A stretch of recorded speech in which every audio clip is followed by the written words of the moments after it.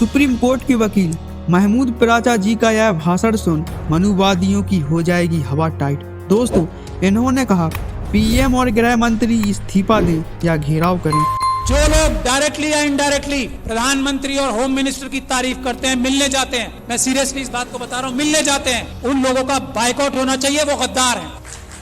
क्या बात करेंगे आप आरएसएस के लोगों से जो इस बात को तय कर चुके हैं कि हमें संविधान खत्म करके मनुस्मृति लागू करनी है? उनसे क्या बात करके और क्या समझाएंगे उन्हें सिर्फ ये जाके कह सकते हैं कि हम आपके पैरों में गिर चुके हैं, हम आपकी हर बात मानेंगे, सिर्फ हमें हमारी कम्युनिटी को धोखा देने का रास्ता बता दो। कैसे हम उनसे मीठी मीठी बातें करके, कैसे जज्बाती तकरीरें देके उनको बेवकूफ बनाएं और आपकी मदद करें, ये काम कर रहे हैं जो लोग उनसे मिलने जाते हैं। ये समझ लीजिए आप, उन्होंने सारी इंस्टीट्यूशंस जो हैं हाईजैक कर ली हैं। उन्होंने हम लोगों के, खास तौर पे एससी एसटी, माइनॉरिटीज और ओबीसी के जितनी टॉप लीडरशिप है सब हाईजैक कर ली। इस बात को जब तक हम तस्लीम नहीं करेंगे हम एक कदम आगे नहीं बढ़ा पाएंगे। अपने अंदर से गद्दारों को आइडेंटिफाई नहीं करेंगे हम एक कदम आगे नहीं बढ़ा पाएंगे।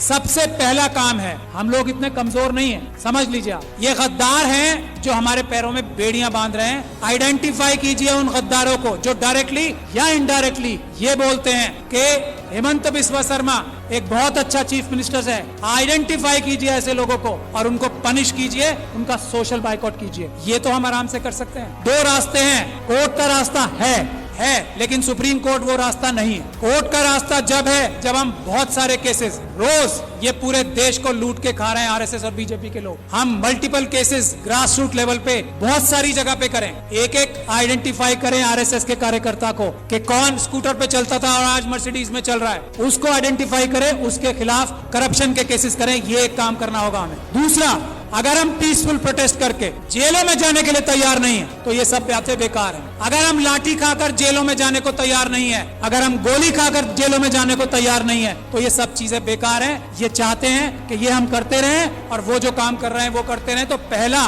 रेजोल्यूशन ये होना चाहिए कि हमें अपने देश को अगर बचाना है, संविधान को अगर बचाना है तो हमें जेल जाने के लिए तैयार रहना पड़ेगा। और जेल जाने वालों में सबसे पहला नंबर लीडरशिप का आना चाहिए, क्योंकि हम लोगों को लोग इज्जत करते हैं ना। हमारी ताकत क्या है? आज मुझे लोग इतना पसंद करते हैं, मैं क्या हूँ? एक छोटा सा अदना सा वकील हूँ। आज लाखों लोग मुझे सपोर्ट करते हैं, वो मेरी ताकत है। नहीं तो मेरी औकात और हैसियत नहीं है कि मैं चूं भी कर जाऊं इन लोगों के सामने। ये समझ लीजिए आप। और ये बात तस्लीम हमारे सारे एमपी एमएलए, बड़ी बड़ी तंजीमों के लीडर्स को करना चाहिए। उनकी अपनी जाती हैसियत और औकात किसी की नहीं है। मैं इस बात को तस्लीम करता हूँ। आज अगर हम लोग इतनी जोर से बोल पा रहे हैं तो हमारे पीछे लोगों की ताकत है। उसकी वजह से हमें उन्हें धोखा नहीं देना चाहिए। जो अपने आप को जितना बड़ा लीडर समझता है उसे जेल जाने के लिए, गोली खाने के लिए, लाठी खाने के लिए सबसे पहले तैयार होना चाहिए आज। और जो ऐसा नहीं करता, जो इसके लिए बहानेबाजी करता है, मसलियत बताता है कि ये मसलियतन जो है ना, लफ्ज बोलने वाला गद्दार है। मसलियतन ये नहीं बोलेंगे कि मैं जेल जा रहा हूँ। मसलियतन हमें प्रोटेस्ट नहीं करना चाहिए। गद्दार, बेईमान, ये हमें बोलना पड़ेगा खुल के। एक बात। दूसरी बात, ये हमारा सबसे पहला इशू आर्टिकल 1 होना चाहिए कॉन्स्टिट्यूशन का। आर्टिकल 1 क्या है? भारत की जो सीमाएं है ना उसको अक्षुण्ण रखना। चाइना 2000 किलोमीटर हमारी जगह खा गया है। हम किसी और मुद्दे पे बात नहीं करेंगे। दो मुद्दे हमारे शुरुआत के होने चाहिए और हमें होम मिनिस्टर का, हमें प्राइम मिनिस्टर का घेराव इस बात पे करना चाहिए कि चाइना से हमारे देश की सेना अपनी जमीन वापस लेने के लिए बेकरार है। तुम डरपोक हो जो उन्हें रोक रहे हो, इसके लिए हमें प्राइम मिनिस्टर का घेराव करना चाहिए। ये आर्टिकल 1 है, इसके लिए करें। और आगे जाके गोली खाएं। इसके बाद क्या? 2000 किलोमीटर हमारी, जिसको अलग अलग जबानों से हम कहते हैं, कोई भारत माता कहता है, हम भारत देश कहते हैं, उसमें से 2000 किलोमीटर कोई ले गया और हम यहाँ बैठ के डिस्कशन करेंगे? नहीं।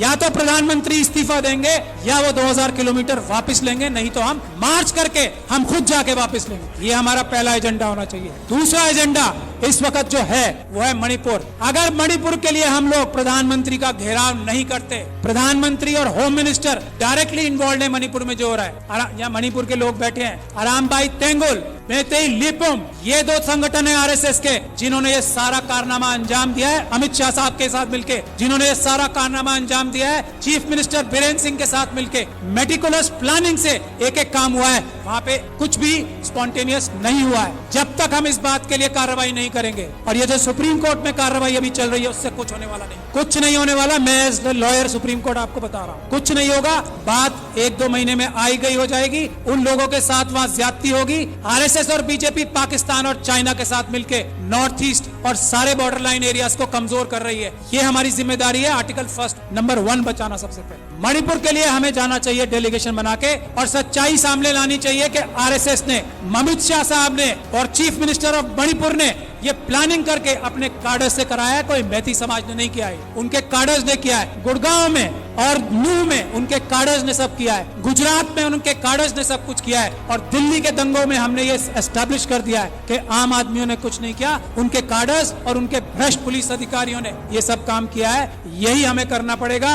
मणिपुर के लिए प्लान बनाइए कि हम लोग वहां जाएं और एक्सपोज करें कि मणिपुर में क्या हो रहा है, क्या हो रहा था और क्या हो रहा है अब। और उसमें अमित शाह साहब सबसे बड़े चाणक्य हैं। उनको अरेस्ट कराने के लिए जब तक हम कोई कार्रवाई नहीं कर पाते, मणिपुर का कुछ भला नहीं हो सकता। मैं ये बात दावे और गारंटी से कह रहा हूं। He is the main mastermind mister Amit Shah. वो वहां जाके बैठे ही इसलिए थे कि उन्होंने ये सब प्लानिंग करनी थी कि सब कुछ ठीक चल रहा है या नहीं। वरना भारत के होम मिनिस्टर में इतनी ताकत होती है, चेयर में, चाहे कोई डफर भी बैठ जाए उस पे। अमित शाह साहब की बात नहीं कर रहा हूँ, डफर वर्ड उनके लिए इस्तेमाल नहीं किया मैंने। अगर कोई डफर भी बैठ जाए, भारत के होम मिनिस्टर की चेयर में इतनी ताकत होती है कि सब शांति वहां पे एक दिन में हो जाए। लेकिन जो होम मिनिस्टर वहां अपनी प्लानिंग ही करने गया था, इम्प्लीमेंटेशन देखने गया था गुजरात मॉडल की, वो उससे क्या उम्मीद करते हो? आज तक किसी आदमी ने ये बोला है कि Amit Shah is the main mastermind of Manipur? नहीं बोला। यही हमारी कमी। तो मेरी यही गुजारिश है, एक तो जेल जाने के लिए जो लोग तैयार हैं, गोली खाने के लिए जो लोग तैयार हैं, लाठी खाने के लिए जो लोग तैयार हैं, वही बोले कि मैं लीडर हूं, वरना वो गद्दार है। मेरा ये मानना है। बाकी अपनी अलग अलग राय सबकी हो सकती है। यही एक टेस्ट है। अच्छी से अच्छी बात कोई भी कर सकता है। एक से बढ़कर एक स्पीच देने वाले,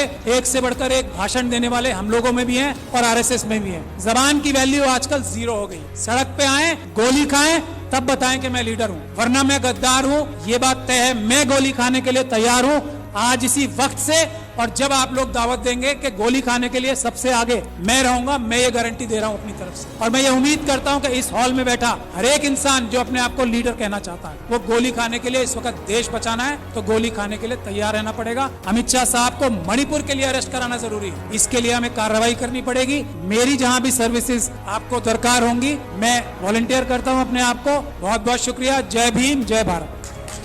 Thank you very much, Shahad Ali.